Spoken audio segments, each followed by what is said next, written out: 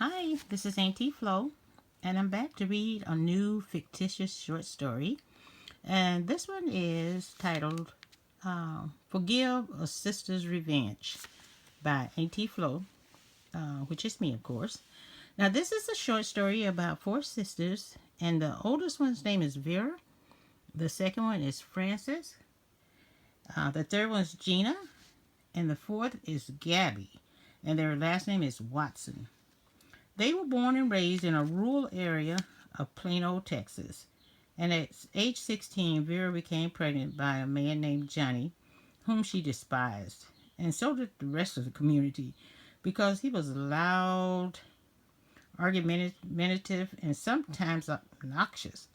However, when Vera was stranded late one night, she caught a ride home with him. And there was always a debate about whether they had consensual or non-consensual sex. Nevertheless, 9 months later, she gave birth to a handsome baby boy and named him Marvin. And the following year, Vera noticed how her sisters seemed to be so carefree and enjoying school, and mom and dad were always bragging on them. And she decided at that time to destroy all three of her younger sisters.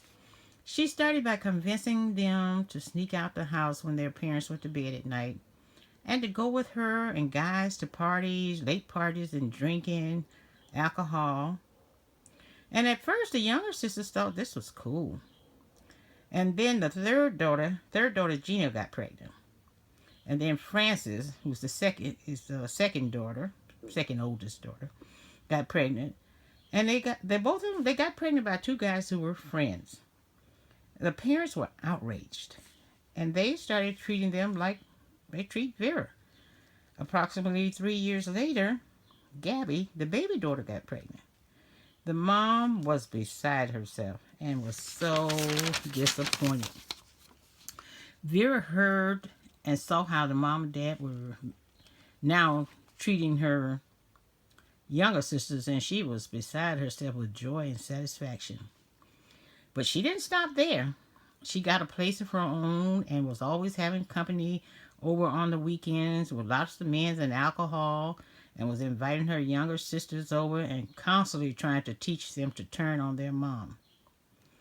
Her ultimate goal was to cause so much dissension between the parents and them that the parents may take a second look and say that she's the best of them all and treat her with respect. It was years later before the three younger sisters would figure out what had happened. And once they did, all three stopped socializing with Vera.